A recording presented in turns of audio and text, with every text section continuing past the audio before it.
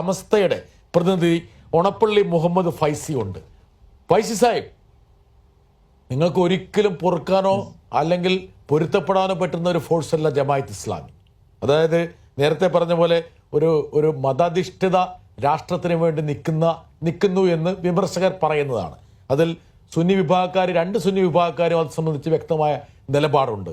ഇത്തരം ഒരു ബാന്ധവം UDF എവിടേക്ക് എത്തിക്കും? എന്താണ് ഫൈസി സാഹിബിന് പറയാനുള്ളത്? ഈ വിഷയത്തിലെ ചർച്ചയിൽ ആദ്യമായി എനിക്ക് പറയാനുള്ളത്, ഈ ഇടതുപക്ഷത്തിന്റെയും അതുപോലെ തന്നെ UDF ഇത്തരം രാഷ്ട്രീയമായ ചില നീക്കുപോക്കുകൾ എന്നതിൽ അങ്ങനെ പ്രത്യേക അഭിപ്രായം പറയേണ്ടത് സമസ്തയുടെ ഒരു ബാധ്യതയല്ല. ഞാൻ അങ്ങനെ പറയാൻ കാരണം, പലപ്പോഴും ഇതിലൊരു രാഷ്ട്രീയ സമീപനത്തിന്റെ ഒരു പ്രത്യേക അഭിപ്രായം നമ്മുടെ ഭാഗത്ത് നിന്ന് വരണം എന്ന് പറയുന്നത് ശരിയല്ല. പക്ഷെ നമ്മളെ സംബന്ധിച്ചിടത്തോളം ഈ ജമാഅത്തെ ഇസ്ലാമി കാലങ്ങളായി അവിഭക്ത ഭാരതത്തിൽ അത് സ്ഥാപിതമാകുന്ന ഘട്ടം മുതൽ തന്നെ അതിന്റെ ഒരു ആശയപരമായ, അതിന്റെ താത്വികമായ, സൈദ്ധാന്തികമായിട്ടുള്ള അതിന്റെ സ്വഭാവം എന്ന് പറയുന്നത് തീർത്തും ജനാധിപത്യ വിരുദ്ധമായിരുന്നു. ജനാധിപത്യം എന്നതിനോട് ഏതെങ്കിലും അർത്ഥത്തിൽ കൂട്ടുകൂടേണ്ടി വരുമ്പോൾ അത് ഷിർക്കാവും എന്ന് വരെ പറഞ്ഞു വെച്ച ഒരു സമീപനമാണ് ജമാഅത്തെ ഇസ്ലാമിയുടെ ആദ്യകാലത്ത് ഉണ്ടായിരുന്നു. ശരിക്കും പറഞ്ഞ ഒരു ഷിർക്ക് എന്നൊക്കെ പറയുന്നതിന് ഞാനിവിടെ അതിന്റെ സാങ്കേതിക അർത്ഥങ്ങളൊന്നും പറയാൻ ഇപ്പൊ തുനിയുന്നില്ല. പക്ഷെ ഒരു വിശ്വാസിയെ സംബന്ധിച്ചിടത്തോളം ഏറ്റവും ഏറെ വെറുക്കപ്പെടേണ്ട, ബഹുദൈവാരാധന കൽപ്പിതമായി നിൽക്കുന്ന ഒരു സംജ്ഞ എന്ന അർത്ഥത്തിലാണ് ഷിർക്കിനെ നമ്മൾ കാണുന്നത്. അപ്പോ അങ്ങനെ ഒരു ഷിർക്ക് എന്ന അർത്ഥത്തിൽ ജനാധിപത്യത്തെ കാണുകയും പിന്നീട് പല വ്യാഖ്യാനങ്ങളും മാറ്റങ്ങളും ഒക്കെ വന്നെങ്കിൽ പോലും ജമാഅത്തിന്റെ സൈദ്ധാന്തിക പക്ഷം എന്ന് പറയുന്നത് ഈ ജനാധിപത്യ വിരുദ്ധമായ മതരാഷ്ട്ര സംവിധാനം തന്നെയാണ്. ആ മതരാഷ്ട്രവാദത്തോട്, അത് ഉൾക്കൊള്ളുന്ന ജമാഅത്തിന്റെ ആശയഗതിയോട് ഏറ്റവും ശക്തമായി എതിർക്കുന്ന ഒരു സമീപനമാണ് സമസ്ത കേരള ജംഇയ്യത്തുൽ ഉലമക്കുള്ളത്. കേരളത്തിലെ എല്ലാ സുന്നി വിഭാഗത്തിനും അങ്ങനെ തന്നെയാണ്. അതുകൊണ്ട് തന്നെ അഷ്റഫ് ഇവിടെ സൂചിപ്പിച്ച ഒരു കാര്യം എനിക്ക് തോന്നുന്നത്, ഇത് UDF അതൊരു നഷ്ടക്കച്ചവടമായി തന്നെ തീരാനുള്ള സാധ്യതകൾ കൂടുതലാണ്. എന്തുകൊണ്ടെന്നാൽ ജമാഅത്തെ ഇസ്ലാമിയുമായിട്ടുള്ള ഒരു ഇലക്ടറൽ അലയൻസ് വന്നാൽ, ആ രീതിയിൽ ഒരു ചിഹ്നം വെച്ചുകൊണ്ടുള്ള മത്സരങ്ങളോ മറ്റോ ഉണ്ടാകുന്ന ഒരു സാഹചര്യം ഉണ്ടായാൽ, അത് ബഹുഭൂരിപക്ഷം വരുന്ന സുന്നി വിഭാഗത്തെ സംബന്ധിച്ചിടത്തോളം വലിയ അർത്ഥത്തിൽ അവരുടെ പിന്നോട്ട് പോക്കിന്, അവർ ഈ കാര്യത്തിലുള്ള ഒരു വൈമുഖ്യത്തിന് കാരണമാകാനുള്ള സാധ്യതകളാണ് കൂടുതലുള്ളത്.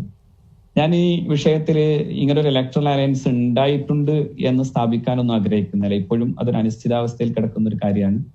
മാത്രമല്ല, ഞാൻ ഈ കാര്യത്തിൽ പറയാൻ ആഗ്രഹിക്കുന്നത്, രണ്ട് വിഭാഗം, അതായത് LDF സംബന്ധിച്ചിടത്തോളം LDF എത്ര ശുദ്ധമാണെന്ന് പറഞ്ഞാലും LDF ഒരു കാലത്ത് ജമാഅത്തെ ഇസ്ലാമിയുമായി ഒളിഞ്ഞും തെളിഞ്ഞുമായി ബാന്ധവം ഉണ്ടായിരുന്നു എന്നത് വസ്തുതയാണ്.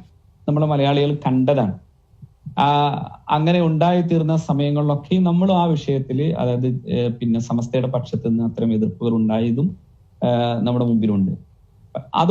അതേ രീതിയിൽ തന്നെയാണ് ഇപ്പോൾ UDF വരുന്നതെങ്കിൽ, രണ്ടും ഞാൻ പറഞ്ഞാൽ അതായത് ഈ കുളിമുറിയിൽ ഇരുവരും നഗ്നരാണ് എന്ന് പറയലാണ് ശരി. മുഹമ്മദ് ഫൈസിക്ക് ഒരു പൊളിറ്റിക്സ് ഉണ്ട്, ഒരു കാഴ്ചപ്പാടുണ്ട്. പക്ഷേങ്കിൽ ഇത്തരമൊരു ചർച്ചയിൽ ആദ്യമായിട്ടാണ് സമസ്തയുടെ ഒരു മുതിർന്ന പ്രതിനിധി തങ്ങളുടെ ഉത്കണ്ഠകൾ പങ്കുവെക്കുന്നത്. ഞാൻ ഒരുപക്ഷെ ഈ കക്ഷി രാഷ്ട്രീയത്തിന്റെ ഈ പറഞ്ഞ പരിമിതമായിട്ടുള്ള കളങ്ങളെ അങ്ങ് മാറ്റിവെച്ചിട്ട് ഞാൻ വേറൊരു ചോദ്യം മുഹമ്മദ് ഫൈസിയോട് ചോദിക്കാം. ഇന്ന് ഇന്ത്യയിലെ ഏറ്റവും പ്രധാനപ്പെട്ട ഇൻവെർട്ടർ കോമ വിപത്തായിട്ട് നിങ്ങൾ കാണുന്നത് RSS പ്രദാനം ചെയ്യുന്ന ഒരു ഹിന്ദുത്വ രാഷ്ട്രീയമാണ്. അതേസമയം ജനാധിപത്യത്തെയോ മതനിരപേക്ഷതയെയോ അല്ലെങ്കിൽ ഇന്ത്യ വിഭാവനം ചെയ്യുന്ന ഒരു സെക്യുലർ ഡെമോക്രാറ്റിക് റിപ്പബ്ലിക്കിനെയോ ആത്യന്തികമായിട്ട് അംഗീകരിക്കാത്ത ഒരു മൗദൂദിയുടെ ദർശനങ്ങൾ ഉൾക്കൊണ്ടുകൊണ്ടുള്ള ഒരു രാഷ്ട്രീയ കാഴ്ചപ്പാട് മാത്രമായിട്ട് മുന്നോട്ട് പോകുന്ന ജമാഅത്ത് ഇസ്ലാമിയുമായിട്ട് കേരളത്തിലെ പ്രധാനപ്പെട്ട ഒരു മുന്നണി ഔദ്യോഗികമായിട്ട് ബന്ധം ഉണ്ടാക്കുമ്പോൾ അത് നമ്മുടെ സാമൂഹ്യ പരിപ്രേക്ഷ്യത്തിൽ ഉണ്ടാക്കുന്ന വലിയ പ്രത്യാഘാതങ്ങളെക്കുറിച്ച് ഒരുപക്ഷെ ഫൈസിക്ക് എന്തെങ്കിലും പറയാനുണ്ടാവും. ഫൈസി അതിനെക്കുറിച്ചൊന്ന് ഊന്നി പറയൂ. ഇപ്പം അഷ്റഫ് പറഞ്ഞ പോലെ ഒരു അക്കാഡമിക് ലെവലിൽ അഷ്റഫ് പറഞ്ഞതുപോലെ താങ്കൾ പറയൂ. അല്ല, ഞാൻ അഷ്റഫിനെ പോലെ അത്ര വലിയ അക്കാദമിഷ്യൻ അല്ല. പക്ഷെ ഞാൻ പറഞ്ഞു സൂചിപ്പിക്കാൻ ആഗ്രഹിച്ച അത് തന്നെയാണ്. അതായത് ഇപ്പോ ഇന്ത്യയിൽ രൂപം കൊണ്ടുള്ള ഫാസിസ്റ്റ് മൂവ്മെന്റിന്റെ ശക്തി പ്രാപനത്തിന്റെ മുമ്പിൽ തീർത്തും മറ്റൊരു തരത്തിൽ ഒരു മതരാഷ്ട്ര സംവിധാനം വേണമെന്ന് ആശയപരമായി പറയുന്ന, സൈദ്ധാന്തികമായി പറയുന്ന, അല്ലാതെ ഞാനതിന്റെ പ്രയോഗതലത്തിൽ ഇപ്പൊ ജമാഅത്തെ ഇസ്ലാമി ഒരുപാട് മാറി എന്നൊക്കെ വേണമെങ്കിൽ വാദിക്കാം. ഇപ്പോ വെൽഫെയർ പാർട്ടി ഒരു രാഷ്ട്രീയ പാർട്ടിയാണ്. അതൊരു ജനാധിപത്യ സംവിധാനത്തോട് ഇടപെടുന്ന ഒരു രാഷ്ട്രീയ പാർട്ടി എന്ന നിലക്ക് നിലനിൽക്കുന്നു. അതുകൊണ്ട് തന്നെ പഴയ മൗദൂദിയൻ കാഴ്ചപ്പാട് ഇപ്പൊ ഇല്ല എന്ന് തർക്കത്തിന് വേണ്ടി വേണമെങ്കിൽ നമുക്ക് സമ്മതിക്കാൻ പറയാം. പക്ഷെ ഒരു കാര്യമുണ്ട്, ജമാഅത്തെ ഇസ്ലാമി ഇതുവരെ മൗദൂദിയൻ കാഴ്ചപ്പാടുകളെ തള്ളിപ്പറയുകയോ അല്ലെങ്കിൽ അവരുടെ ബൈ പ്രൊഡക്റ്റ് ആയി നിൽക്കുന്ന വെൽഫെയർ പാർട്ടി ഉൾപ്പെടെയുള്ള അവരുടെ ഈ ഉപോൽപ്പന്നങ്ങൾ അതിനെ തള്ളിപ്പറയുകയോ ചെയ്തിട്ടേ ഇല്ല.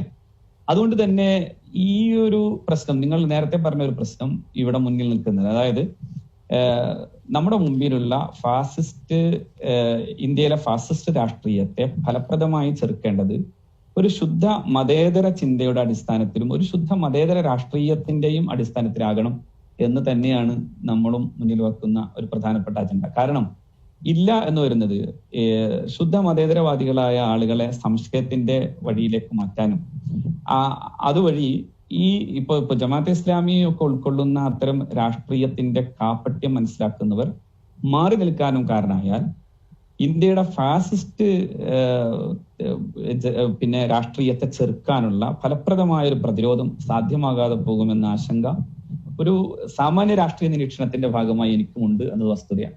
വളരെ സ്പഷ്ടമായിട്ട് എനിക്ക് തോന്നുന്നു ഇതുപോലുള്ള സായങ്കാല ചർച്ചകളിൽ ആദ്യമായിട്ടായിരിക്കും സമസ്ത തങ്ങളുടെ ഉത്കണ്ഠകൾ പങ്കുവെക്കുന്നില്ല. അതുകൊണ്ടാണ് സമസ്തയാണ് ഒരുപക്ഷെ ലീഗിന്റെയോ ലീഗിന്റെ നന്നായി സപ്പോർട്ട് ചെയ്യുന്നതെങ്കിൽ പോലും ഇത്തരത്തിലുള്ള ഈ പറയുന്ന ആനുകൂല്യങ്ങൾ ഉരുത്തിരിയുന്ന സാമൂഹ്യ രാഷ്ട്രീയ സാഹചര്യത്തിൽ അനിവാര്യമാകുന്ന ഈ പറയുന്ന സോഷ്യൽ മീഡിയ പവർ ഹൗസുകളെ കൂടെ നിർത്താനുള്ളൊരു വെമ്പല് ലീഗ് കാണിക്കുന്നത്. അതുകൊണ്ട് ഫൈസി സാഹിബ് നിങ്ങൾ ചിന്തിക്കേണ്ട ഒരു കാര്യം, നിങ്ങൾക്കില്ലാത്ത ചില ഗുണങ്ങൾ ജമാഅത്ത് ഇസ്ലാമിക്കുണ്ട് എന്ന് കുഞ്ഞാലിക്കുട്ടി സാഹിബ് കണ്ടെത്തിയിരിക്കുന്നു. കുഞ്ഞാലിക്കുട്ടി സാഹിബിലൂടെ UDF കണ്ടെത്തിയിരിക്കുന്നു. ശ്രീ MM ഹസൻ ജമാഅത്ത് ഇസ്ലാമി അമീറിനെ കാണാൻ പോയത് ഈ ഒരു തിരിച്ചറിവിന്റെ പശ്ചാത്തലത്തിലാണ്. അതായത് നമ്മുടെ അഷ്റഫൊക്കെ നേരത്തെ കണ്ടെത്തിയിട്ടുള്ള ഈ സവിശേഷമായിട്ടുള്ള സിദ്ധി UDFും മുസ്ലിം ലീഗും തിരിച്ചറിഞ്ഞുകൊണ്ടാണ് ഫൈസി സാഹിബ് നിങ്ങളെപ്പോലുള്ള ആൾക്കാർ ഉയർത്തുന്ന എതിർപ്പുകളെ അവഗണിച്ചുകൊണ്ട് MM ഹസൻ ജമാഅത്ത് ഇസ്ലാമിയുടെ അമീറിനെ കാണുന്നതും KPCC പ്രസിഡന്റ് തന്റെ ദൂതനായിട്ട് തന്നെയാണ് കൺവീനർ പോയതെന്ന് പരസ്യമായി പറയുന്നതും. അപ്പോൾ നിങ്ങളുടെ ശബ്ദം ഈ കുറഞ്ഞു വരുവാണോ ഈ ഡിസ്പെൻസേഷനിൽ? അതിനെക്കുറിച്ചൊരു തിരിച്ചറിവ് ഫൈസി സാഹിബിനുണ്ടോ? വിട്ടാസ് വളരെ തന്ത്രപരമായിട്ടാണ് ഈ വിഷയം കൈകാര്യം ചെയ്യുന്നത്. യഥാർത്ഥത്തില് ഈ അഷ്റഫ് ഒരു അക്കാദമിഷ്യൻ എന്ന നിലയിൽ സൂചിപ്പിച്ച ചില കാര്യങ്ങൾ അതൊരു നേരത്തെ എപ്പോഴും എല്ലാ വിഭാഗം ആളുകൾക്കിടയിലുള്ള ഒരു ധാരണയാണ്. എന്തുകൊണ്ടെന്ന് വെച്ചാൽ ജമാഅത്തെ ഇസ്ലാമി ഒരു വളരെ കോർഡിനേറ്റഡ് ആയ വളരെ കൃത്യമായ അജണ്ടകൾ നിശ്ചയിച്ചു പോകുന്ന ഒരു സംഘം എന്ന നിലയിൽ വിലയിരുത്തലുകൾ പലപ്പോഴും നടക്കാറുണ്ട്. അങ്ങനെ ഒരു കേഡർ സിസ്റ്റത്തിലാണ് അത് പോകുന്നത് എന്നൊക്കെ പറഞ്ഞുകൊണ്ട് തന്നെയാണ് ഈ ഒരു ധാരണയിലേക്ക്, ഇതിനെ ഞാൻ പ്രെജുഡൈസ് എന്ന് വിളിക്കണില്ല, പക്ഷെ എന്നാൽ പോലും ഇങ്ങനെ ഒരു ധാരണയിലേക്ക് പലരും എത്താറുള്ളത്. കുറച്ച് ശരിയില്ല എന്ന് ഞാൻ പറയണില്ല. എന്നാൽ പോലും ജമാഅത്ത് ഇസ്ലാമിയുടെ വോട്ട് ഷെയറിനെ കുറിച്ച് ഇവിടെ സൂചിപ്പിച്ചിരുന്നു. ജമാഅത്ത് ഇസ്ലാമിയുടെ വോട്ട് ഷെയർ വളരെ കുറവാണ്. നമ്മൾ ഓരോ ഇപ്പോൾ ലോക്കൽ ബോഡീസിലെ ഓരോ പ്രദേശങ്ങളെടുത്ത് നോക്കിയാൽ തന്നെ അത് കൃത്യമാണ്. കാരണം ചിലർ മുസ്ലിം മഹല്ല് സംവിധാനത്തിന്റെ ഉള്ളിൽ പലപ്പോഴും വളരെ ഒറ്റപ്പെട്ട് നിൽക്കുന്ന ഒരു ടീം മാത്രമാണ് ജമാഅത്തെ ഇസ്ലാമി. അതുകൊണ്ട് തന്നെ അവരുടെ സ്വാധീനം എന്ന് പറയുന്നത് ഈ രീതിയിൽ ചില സ്ട്രാറ്റജിക്കലായിട്ടുള്ള ചില സംവിധാനങ്ങൾ ഒരുക്കാനും അങ്ങനെ ഞങ്ങൾ എന്തോ ആണ് എന്ന് ധരിപ്പിക്കാനുമുള്ള ചില ശ്രമങ്ങൾ അവർ പലപ്പോഴും നടത്താറുണ്ട്. അതിപ്പോ ചിലപ്പോ മുസ്ലിം സംഘടനകളുടെ ഏകോപന അതിലൊക്കെ നമ്മുടെ അഷ്റഫ് വീണുപോയെന്നാണോ ഫൈസി പറയുന്നത്? അഷ്റഫ് വീണുപോയെന്നാണോ ഫൈസി പറയുന്നത്? അല്ല, കുറച്ച് ഞാനതാണ് പറഞ്ഞത്. അതായത് ഈ അക്കാദമിക്കലായി മാത്രം പറയുമ്പോൾ ഉണ്ടാവുന്ന ഒരു പ്രശ്നമായിട്ട് ഞാൻ അഷ്റഫിനെ നേരിട്ട് വായിക്കുകയും അതുപോലെ തന്നെ ഒക്കെ ചെയ്യുന്ന ഒരാളെന്ന് നമുക്ക് പറയാം. പക്ഷേ ഈ ഒരു പ്രശ്നം അതാണ്, അതായത് നമ്മൾ എങ്ങനെ പ്രൊജറൈസ് ചെയ്യാറുണ്ട് ഇങ്ങനെ ഒരു വളരെ അഷ്റഫ് പോലും വീണു പോകുന്ന ഒരു സാഹചര്യം ഉണ്ട് എന്നാണ് ഫൈസി തിരിച്ചറിയുന്നത്. നിങ്ങൾ അത് ഫൈസിനെ ഞാൻ പൂരിപ്പിക്കാൻ അനുവദിക്കും. പക്ഷേ ചിലപ്പോ അത് ആ രീതിയിൽ പലരെയും അങ്ങനെ വീഴ്ത്തിയിട്ടുണ്ട്. പക്ഷെ അത് ആ സ്ട്രാറ്റജിയാണ് എന്ന് സംബന്ധിച്ചുകൊണ്ട് ഞാൻ പറയാം. ഞങ്ങളെ സംബന്ധിച്ചിടത്തോളം ഞങ്ങൾ വളരെ വിപുലമായി നിൽക്കുന്ന ഒരു വലിയ ജനകീയമായ ഒരു സംവിധാനമാണ് സമസ്ത പോലെയുള്ള ഒരു സുന്നി പ്രസ്ഥാനത്തിന്റെ. സ്വാഭാവികമായും അത്ര വൈപുല്യം ഉണ്ടാകുന്ന ചില അസംഘടിതത്വങ്ങൾ, അതായത് കൃത്യമായി ചിലപ്പോ ഈ ഒരു കോർഡിനേഷൻ നടക്കാതെ പോകുന്ന ചില വിഷയങ്ങളൊക്കെ നമുക്കുണ്ടായെങ്കിലും കുറെ കാലങ്ങളായിട്ട് ഞങ്ങൾ അതൊക്കെ മാറ്റി കുറെ കൂടി കൃത്യമായി മീഡിയ ഇൻഫ്ലുവൻസിന്റെ കാര്യത്തിലായാലും അതുപോലെ അത്തരം നിയന്ത്രണങ്ങളുടെ കാര്യത്തിലായാലും ഒക്കെ ഞങ്ങൾ ഇപ്പോ കുറച്ചുകൂടി മുന്നിൽ നിൽക്കുകയാണ്. അപ്പോ അതുകൊണ്ട് തന്നെ ഞങ്ങൾക്ക് ഫൈസി ഉദ്ദേശിക്കുന്നത് UDF തെരഞ്ഞെടുക്കേണ്ടത് സുപ്രഭാതമാണോ മാധ്യമമാണോ ഒന്നേ തെരഞ്ഞെടുക്കാൻ പാടുള്ളൂ എന്നാണോ പറഞ്ഞു വരുന്നത്? അതെ അതാ പറയാൻ പറഞ്ഞത്. അത് ഇപ്പോ അതുകൊണ്ട് തന്നെയാണ് സജീവൻ, കാരണം ഞങ്ങളെ സുപ്രഭാതത്തിന്റെ നേതൃത്വത്തിലുള്ള ഒരാളെന്ന നിലയ്ക്ക് സജീവനെ സൂചിപ്പിച്ചത് അങ്ങനെ എന്ന് പറഞ്ഞ് അതുപോലെ ജമാഅത്ത് ഇസ്ലാമിനെ അങ്ങനെ വലുതാക്കുന്നതാണ് പൈസ പറയുന്നത് സാഹചര്യത്തിലേക്ക് പോകാൻ.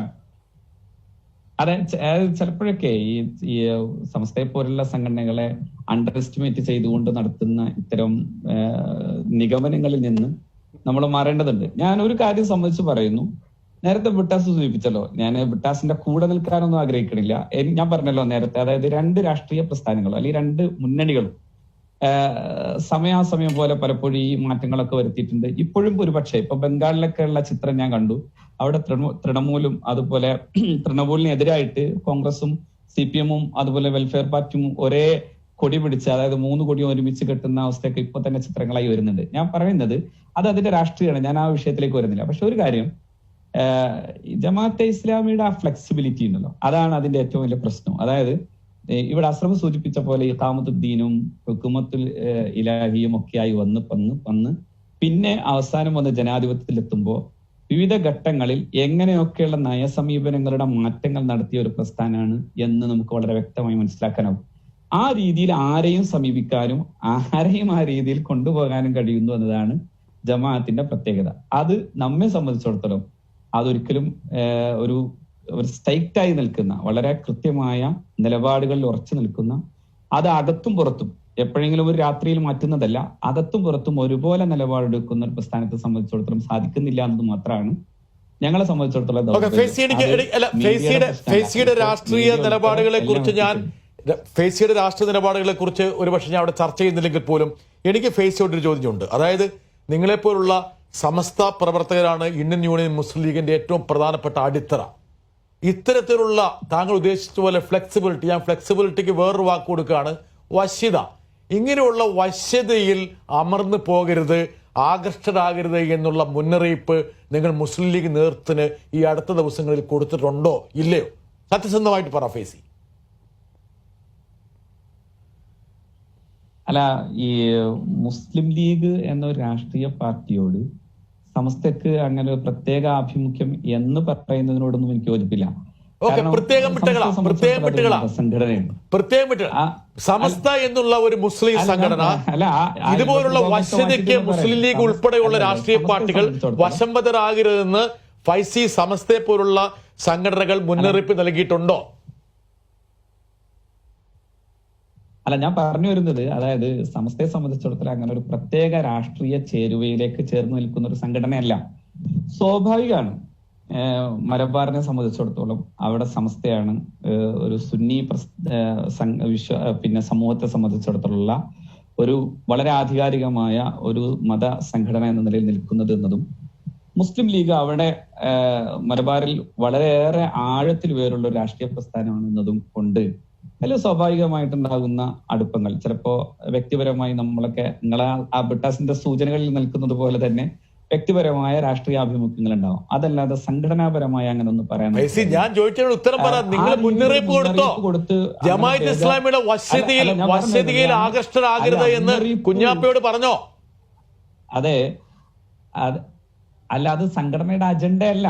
അതായത് ജമാഅത്തെ ഇസ്ലാമിയുമായി നിങ്ങളൊരു ഇലക്ട്രൽ അലയൻസ് നടത്തണോ വേണ്ടയോ എന്ന് പറയേണ്ടത് ഞങ്ങളുടെ അജണ്ടയല്ല. പക്ഷെ ഞങ്ങൾക്ക് ഒരു കാര്യം പറയാൻ കഴിയും, ജമാഅത്തെ ഇസ്ലാമി എന്നത് ഞങ്ങൾ ആദർശപരമായി എതിർക്കുന്ന ഒരു സംഘടനയാണ്. സ്വാഭാവികമായി അതിന്റെ പല ഘട്ടങ്ങളിൽ അത് വന്നിട്ടുള്ള അതിന്റെ താത്വികമായ സൈദ്ധാന്തികമായ അതിന്റെ നിലപാടുകൾ പലപ്പോഴും വിരുദ്ധമായ ഒരവസ്ഥയിൽ നിലനിൽക്കുന്ന ഒന്നും കൂടിയാണ്. അത് അങ്ങനെ ചേർത്ത് വച്ചാൽ അത് UDF ആയാലും അത് LDF ആയാലും ഏത് രാഷ്ട്രീയ പ്രസ്ഥാനത്തെ സംബന്ധിച്ചിടത്തോളം അത് വലിയ നഷ്ടങ്ങൾ ഉണ്ടാക്കുന്നതാണ്, പ്രത്യേകിച്ചും സവിശേഷമായ ഒരു ഇന്ത്യൻ രാഷ്ട്രീയ കാലാവസ്ഥയിൽ എന്നത് വളരെ വ്യക്തമായി. അതായത് ഫൈസി വളരെ എന്താണ് മൃദുഭാഷിയാണെങ്കിൽ പോലും ആ സൗമ്യമായിട്ടുള്ള വർത്തമാനങ്ങളുടെ ഇടയിലൂടെ ചില മുന്നറിയിപ്പുകളൂടി കൊടുത്തിരിക്കുകയാണ്. സജീവൻ, ഇത് ലീഗിനും UDF-നും ഇതൊരു പാഠമാകണ്ടേ?